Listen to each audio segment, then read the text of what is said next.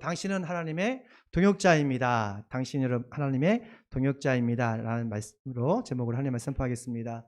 우리가 누구와 함께 일하는가에 따라서 우리의 신분과 품격이 달라집니다. 그리고 세상이 바라보는 시선이 달라지죠. 만약 우리가 대기업 총수나 장관이나 대학교 총장이나 또는 대통령 같은 이런 위치 있는 사람들과 일을 한다면 사람들은 여러분을 함부로 대하지 않고 상당히 부러움 대상으로 바라볼 것이에요.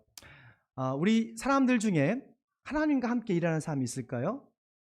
있더라고요. 성경은 복음을 위해서 교회 사회교회에서 헌신하고 봉사하고 참여하는 사람을 하나님의 동역자라고 말하고 있습니다.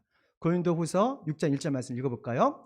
우리는 하나님과 함께 일하는 사람으로서 여러분에게 권합니다. 그러니까 사도 바울은 자기를 어떤 사람이라 표현하냐면 하나님과 함께 일하는 사람이다 라고 말합니다. 그러니까 바울이 하나님이 나의 동역자다, my partner라고 믿고 있었어요. 확고한 믿음이 있었습니다. 바울이 많은 선교 여행을 하고 구제 사역을 하면서 배가 파손되어 죽을 뻔하고, 그리고 주변에 있는 많은 믿지 않는 사람들에게 음식물 쓰레기처럼 그러한 모욕적인 취급을 당하고 온갖 핍박과 어려움을 당해도 넉넉히 이길 수 있었던 것은 딱 한 가지, 나는 하나님의 동역자이다.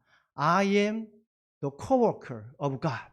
나는 하나님의 동역자라는 믿음과 자부심이 있었기 때문에 그렇습니다. 성경은 복음을 위해서 부르심 받은 모든 사람들, 저와 여러분 모두가 하나님과 함께 일하는 사람, 하나님의 동역자라고 성경은 말하고 있어요. 그렇다면 우리 모두가 하나님의 동역자로서 어떻게 맡겨진 사명을 지혜롭게 감당할 수 있을까? 함께 있습니다.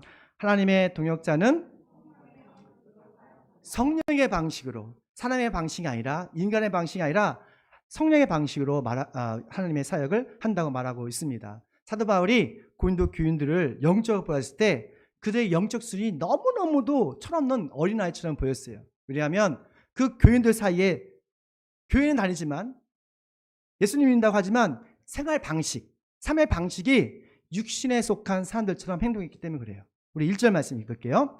나는 여러분에게 영에 속한 사람에게 하듯이 말할 수 없고 육에 속한 사람 곧 그리스도 안에서 어린아이 같은 사람에게 말하듯 하였습니다 라고 말하고 있습니다. 그러니까 하나님의 동역자는 있잖아요. 사람을 차별하진 않아요. 하지만 사람의 영적 수준을 봐서 구별해서 그들을 영적으로 잘 관리하는 것을 보게 돼요. 저도 여러분의 영적 수준을 다는 모르지만 조금은 압니다.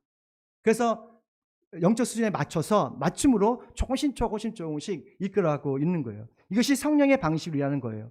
고린도 교회는 많은 문제가 있었어요. 왜냐하면 성령에 속한 사람도 있고 육신에 속한 사람도 있었기 때문에 그래요. 오늘 이 시간 잠깐 생각해 보겠으면 좋겠어요. 내가 육신에 속한 사람인지 영에 속한 사람인지.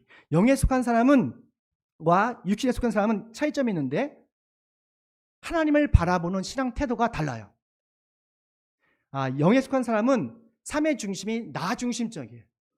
이 아니라 죄송합니다. 영에 속한 사람은 삶의 중심이 하나님 중심적이에요. 그리고 육체에 속한 사람은 삶의 중심이 바로 나 자신이에요. 그러니까 우리 모두가 예수님 믿죠. 저도 예수님 믿잖아요. 그런데 우리 신앙생활을 보면 자기 중심적으로 하는 사람이 있어요. 즉 하나님도 나의 필요, 나의 어떤 갈급함을 채워주신 하나님으로만 믿어요. 나를 위로하기 원하고 나의 감동받기를 원하고 또한 이 예배를 통해서 큰 어떤 나의 어떤 필요를 채우기 원하시는 하나님을 자꾸 믿고 있어요. 어떻게 보면 신앙의 초보자에서는 그게 맞는 말이에요. 자기중심적인 신앙. 이거는 신앙에서 아주 기초 단계, 아이 같은 그런 단계예요. 너무너무 자연스러운 거예요. 하지만 자기중심적인 신앙에서 정체 있으면, 멈춰 있으면 큰 문제인 거예요. 우리 5살 아이가 너무 귀엽잖아요. 너무 예쁘잖아요. 근데 그 5살 아이가 크지 않고 1년, 2년, 10년, 20년, 30년 가도 그 모습 그대로라면 이거는 엄청난 큰 문제 아닙니까? 부모 입장에서 큰 문제일 거예요. 아무리 아이가 귀엽더라도 아이는 성장해야 돼요. 하나님은 우리가 그리스도의 경지에 이르기까지 성장하길 원하시는 거예요. 하나님은 우리가 어떤 아이가 젖을 먹는 그런 미숙한 수준이 아니라 모든 맛있는 음식을 다 먹을 수 있는 청년으로 성장하길 원하시는 거예요. 성숙한 성지로. 성숙한 수준에 오른 사람이 바로 영에 속한 사람이에요. 성령에 속한 사람, 영에 속한 사람은 자기의 필요, 만족을 넘어서 하나님의 일을 기뻐하는, 즉 하나님을 기쁘게 하는 일을 하는 사람입니다. 하나님께서 맡겨주신 시간, 재능, 건강을 가지고 하나님이 기뻐하시는 일, 하나님의 사역을 하는 사람이에요. 하나님께서 기뻐하시는 일이 뭐가 있어요? 너무 쉬워요. 예배예요. 하나님께서는 우리가 하나님을 기뻐하고 찬양드리고 하나님께 감사하는 것을 너무너무 기뻐하세요. 황선을 드림보다도 이걸 기뻐하신다니까요. 근데 많은 사람들이 이 예배를 개떡같이 여길 때가 많아요. 여러분, 예배를 소중히 여겼으면 좋겠어요. 마음과 뜻과 힘을 다해서 주님을 찬양하고 경배하고 예배 드려보시죠. 하나님께서는 크게 미소 지을 거예요. 저는 태희 준우가 있지만 제 로고에 보면, 카카오 로고 보면 저 아이들이 대문짝만한 그 TV에서 예배 드리는 것을 볼 수가 있어요. 그 볼 때마다 너무 기쁜 거예요. 하나님 아버지께서도 우리가 작지만 우리가 기쁨으로 하나님을 찬양하고 경배하고 예배 드릴 때 하나님께서 너무너무 행복해 하시거든요. 이것이 그리스도의 책임입니다. 그리고 일상에서 예수님처럼 성기적 삶 사는 것, 이것이 하나님께서 정말 기뻐하는 거예요. 여러분의 가정에서, 직장에서 그리스도의 책임을 다할 때 살 때 하나님은 기뻐하신다는 거예요. 다시 말하면 영에 속한 사람은 하나님의 은혜와 사랑을 받는 수준을 넘어서 주변에 있는 사람들에게 하나님의 사랑과 은혜를 나누는 하나님의 동역자가 되는 거예요. 여러분, 영에 속한 사람입니까? 아니면 육에 속한 사람입니까? 육에 속한 사람이라면 영에 속한 사람으로 성장했으면 좋겠어요. 저도 가끔 여러분을 통해서 은혜를 받고 감동을 받고 싶어요. 여러분 저를 통해서 은혜를 받고 감동을 받고 싶잖아요. 이게 서로가 주고받고 해야 되는 거예요. 육에 속한 사람에서 지금 영에 속한 사람으로 성장하기를 축원합니다. 요즘 여러분 점심 식사 맛있게 드시고 있죠? 토요일마다 저와 아내가 열심히 음식을 준비하고 있어요. 근데 너무너무 기쁜 거예요. 근데 음식을 다 먹고 우리 좀 목사님들이 또 가서 봉사하더라고요. 그러니까 즐거움으로 기쁜 마음으로 설거지 다 하는 걸 보면서 이것이 하나님의 동역이고 사이구나라는 걸 느낍니다. 여러분, 육에 속한 사람과 영에 속한 사람의 차이점 두 가지가 있는데, 또 하나는 뭐냐면 그 동기와 명분이 다르다는 거예요. 육에 속한 사람은 어떤 일을 할 때에 시기심과 질투심을 해요.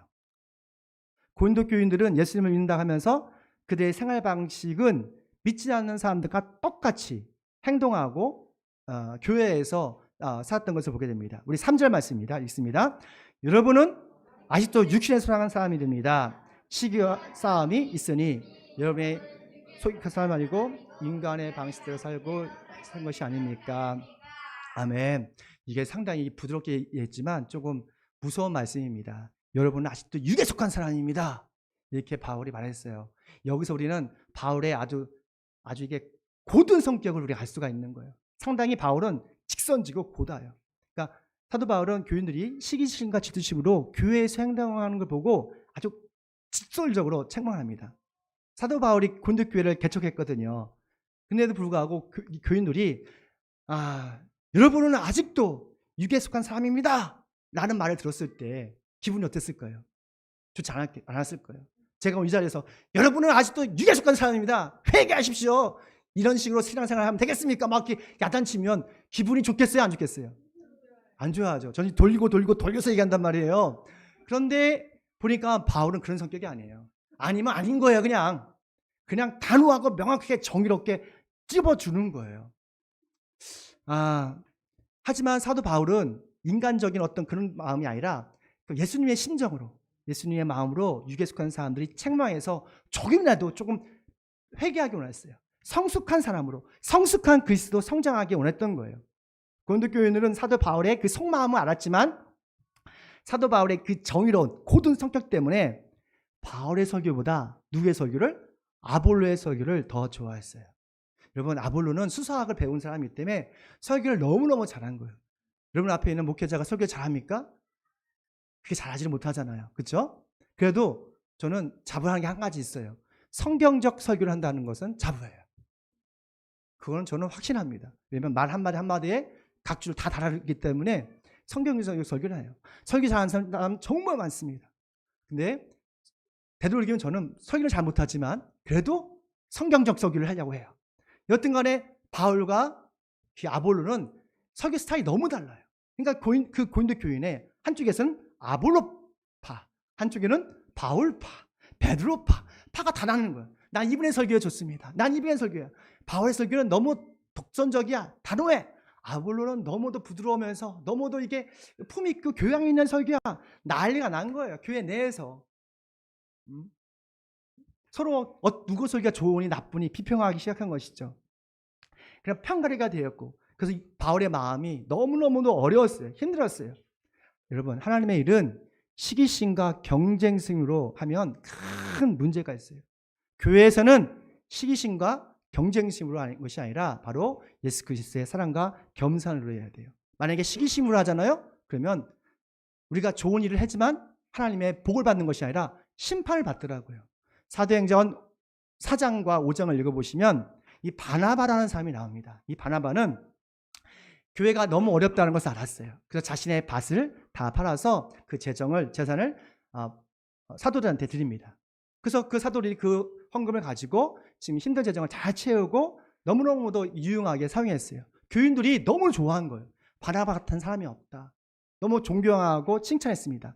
그것을 들었던 시기심이 가득 찼던 아나니아와 삽비라라는 집사들이 있습니다. 이분들도 믿음이 있었던 사람들이에요. 근데 마음속에 시기심이 생겼어요. 바나바 같은 그런 존경을 받고 싶었어요. 그래서 사람들 앞에 자랑을 합니다. 제가 이 자산을 다 팔아서 전부를 헌금하겠습니다. 근데 막상 팔아보니까 너무 많이 돈이 들어온 거야. 후회하기 시작했죠. 그래서 그 일부를 빼고 일부만 사도에게 드렸던 거예요. 우리의 마음의 중심을 아신 하나님께서 베드로를 통해서 말씀하셨어요. 그들의 거짓을 알고 그들은 사람을 속인 것이 아니라 하나님을 속인 것입니다 라고 창명하자 그 아나니아가 그 자리에서 죽어버렸어요. 삽비라로 죽어버리고요. 잘 보십시오. 아나니아 삽비라는 그 주님의 일을 위해서 동참하기 위해서 자신의 전부를 팔았어요. 근데 어떤 마음이 들었어요? 그 마음은 시작은 시기심이었어요. 시기심으로 시작하니까 감당하지 못하는 거예요. 하나님께서 우리에게 주신 믿음의 분량이 있어요. 믿음의 분량대로 여러분 하나님의 사역에 동참하시는 거예요. 근데요, 더욱더 안타까운 것은 현대시대에 어떤 목회자들은 교인들의 시기심과 질투심을 이용한다는 거예요. 시기심과 질투심을 이용해서 목회자의 그런 야심을 교회 건축이나 성장, 나쁜 건 아니죠. 근데 이것을 교인들에게 빚을 지게 하고 그리고 연대보증 쓰게 하고 망하게 하는 그런 죄를 짓고 있어요. 저는 목회자지만 그것이 죄라고 생각합니다. 성경은 사랑의 빚 외에는 지지 말라고 하셨어요. 보증 쓰는 거 성경은 보증 쓰지 말라고 했어요. 누군가 제가 여러분에게 보증 써주세요 하면 여러분 어떻게 해야 돼요? 안 돼요 라고 하셔야 돼요. 저도 여러분이 보증 서라면 안 서줄 거예요. 기대도 하지 마세요. 돈도 없어요. 여러분 성경은 그런 겁니다. 알았죠? 그러니까 교회 건축 욕망을 위해서 연대보증 쓰는 거 우리 교단에도 그런 분들이 많아요. 난 정말 그게 바람직하지 않은 것 같아요. 10억짜리 건물 사는데 1억 가지고 덤벼요. 난 이게 정말 하나님의 뜻일까? 자기 돈이라면 그렇게 할 수 있을까? 라는 생각을 해요. 그리고 연대보증 세우고 우리 교인들은 그렇게 하지 마십시오. 그냥 우리는 하나님의 것만 드리면 교회는 운영되게 돼 있어요. 다시 한번 하나님의 것을 하나님께 드리면 교회는 다 운영이 돼요. 시기심으로 경쟁심으로 교회를 운영하면 그 처음에는 화려하죠. 잘 되는 것 같아요. 그러나 그 끝은 정말 비참할 수 있습니다. 그러면 하나님의 방식은 어떻게 행동하는 것인가? 바로 예수님의 겸손과 사랑으로 행동하는 것입니다. 빌립보서 2장 3절 말씀 함께 읽습니다. 시작. 무슨 일을 하든지 경쟁심이나 허영심을 하지 말고 겸손함으로 자기보다 손 남을 낮게 여기십시오. 아멘. 하나님의 동역자는 십자가의 사랑을 경험한 사람입니다. 피 묻은 십자가를 경험한 사람들만이 우리가 시기심과 질투심을 한 것이 아니라 겸손한 마음으로 서로 남을 낮게 여길 수 있어요. 왜냐하면 십자가의 사랑을 경험한 사람이 더 이상 육에 속한 사람이 아니라 영에 속한 사람이기 때문에 그렇습니다. 우리는 예수님을 믿음으로 육에 속한 사람이 아니라 영에 속한 되었음을 믿습니다. 우리가 시기심 질투심 하지 말고 정말 예수님의 겸손과 사랑으로 하나님의 동역에 하나님의 사역함에 동참함으로 하나님의 동역자가 되시길 축원합니다. 두 번째입니다. 함께 있습니다. 하나님의 동역자는 맡겨진 사명을 끝까지 완수한다. 아멘. 그러니까 하나님의 동역자, 우리 모두 하나님의 동역자랬죠? 하나님의 동역자는 뭐냐면 자신의 사명과 그리고 은사, 재능을 분명히 알아야 돼요. 하나님의 동역자는 인생을 무엇으로 사는지를 아셔야 돼요. 세상 사람들이 인생의 목적이 행복이고 돈이고 성공이고 명예라고 할지라도 여러분은 그렇게 말씀하시면 안 돼요. 입은 삐뚤어졌어도 우리가 말은 바르게 해야 돼요.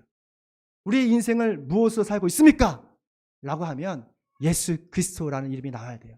여러분이 그 말이 안 나올, 그 말이 실천하지 못할지라도 말은 바르게 해야 돼요. 예수 그리스도, 예수 그리스도가 주신 나의 사명을 완수하기 위해서 여러분은 인생을 사는 겁니다. 우리 5절입니다. 시작. 아볼로와 난 여러분을 믿게 한 일꾼들이며 주님께서 우리에게 각각 맡겨주신 대로 일하였을 뿐입니다. 아멘. 여기 보니까 여러분과 맡겨주신 일이잖아요. 사도 바울은 자기보다 설교를 잘하는 그 아볼로를 경쟁 상대로 생각하지 않고 동역자로, 또 이게 고린도서 다 16장에 보면 다 읽어보시면 아볼을 피를 나눈 형제처럼 이렇게 여겼습니다.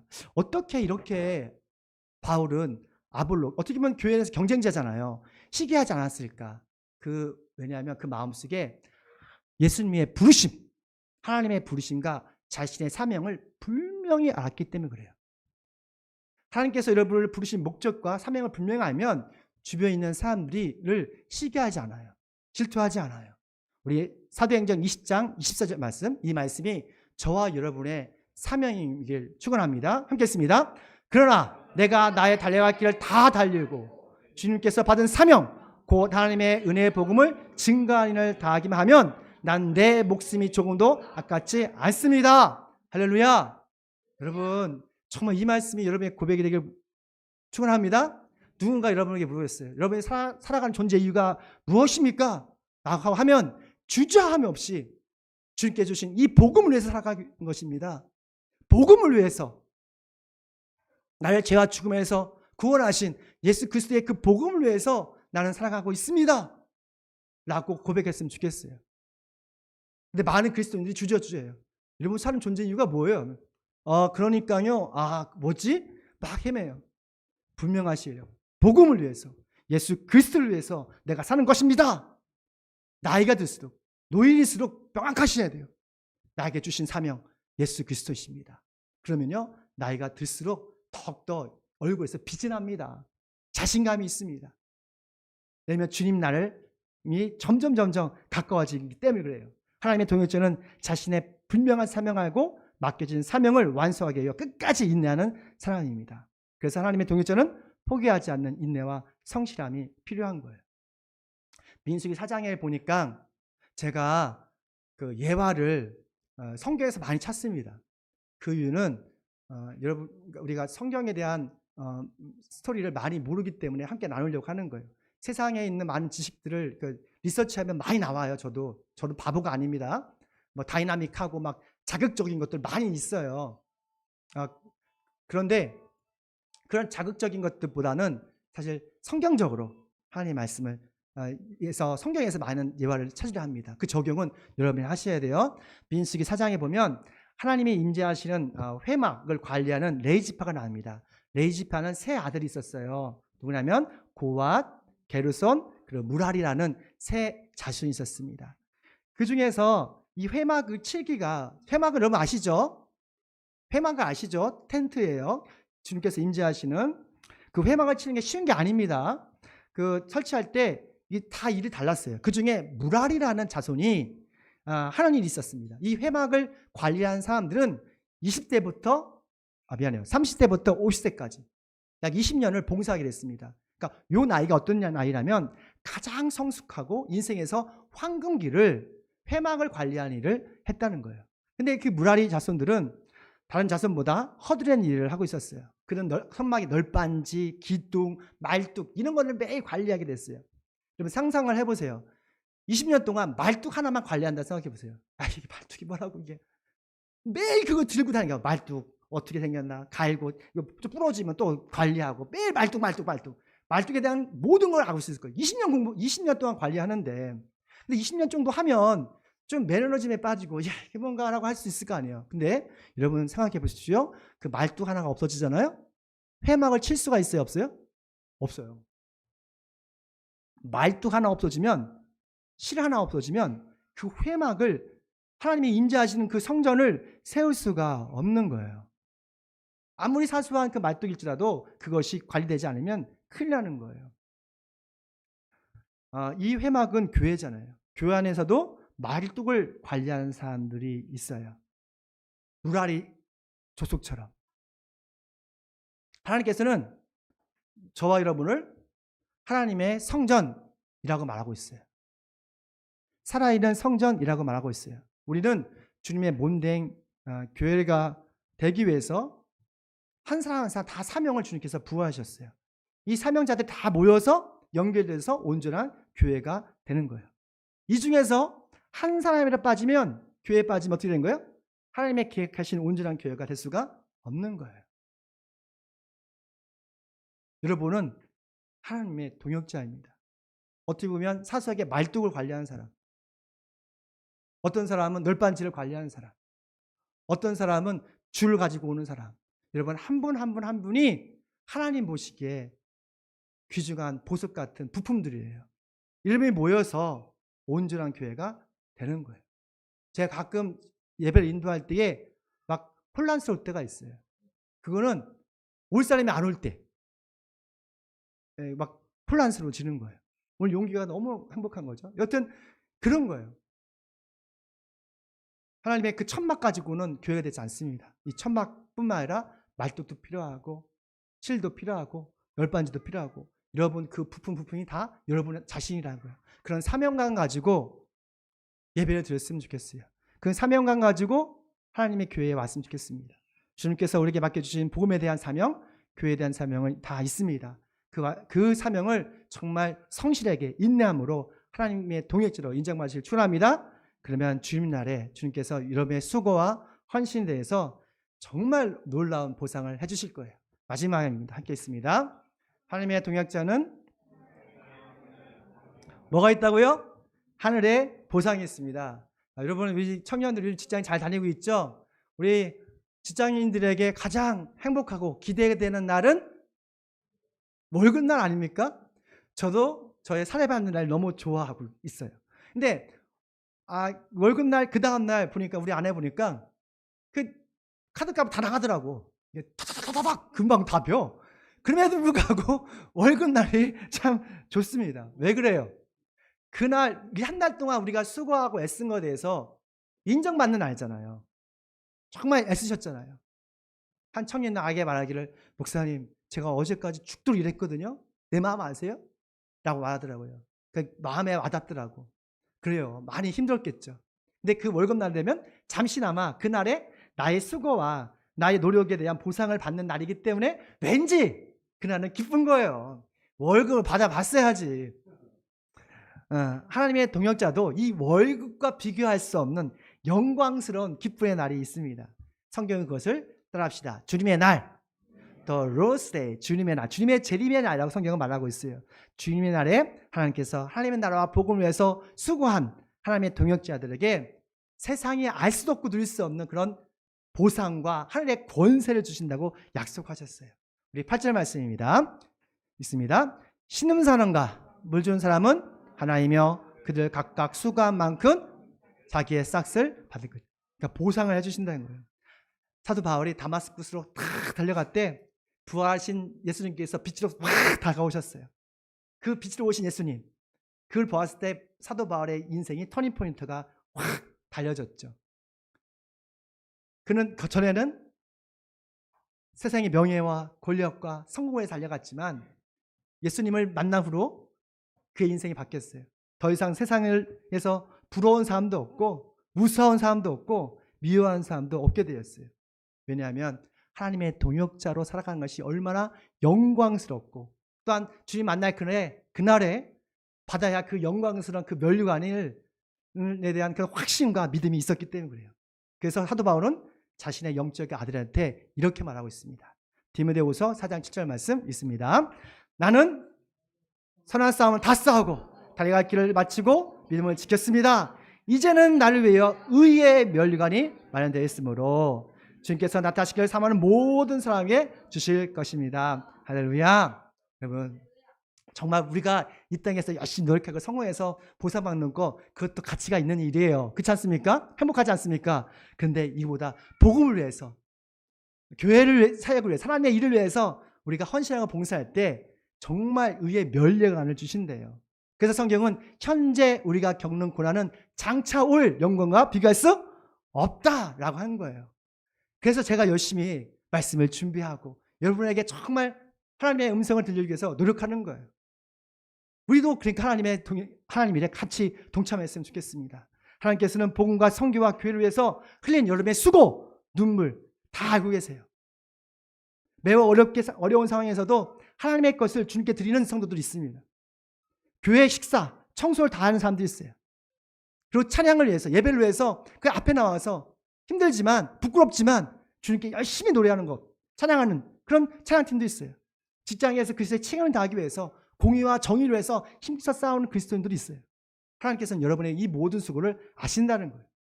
우리 모두가 하나님께 맡겨주신 시간과 은사와 열정으로 복음과 교회를 위해서 헌신함으로 하나님의 동역자로 인정받으시길 축원합니다. 그래서 주님 만날 그날에 하늘의 별처럼 빛나는 의의 면류관을 받는 저와 여러분 되시길 축원합니다. 기도하겠습니다. 복음 사역을 위해서 우리가 함께 하나님을 함께 동역하게 하시니 감사합니다. 더 이상 너는 나의 종이 아니라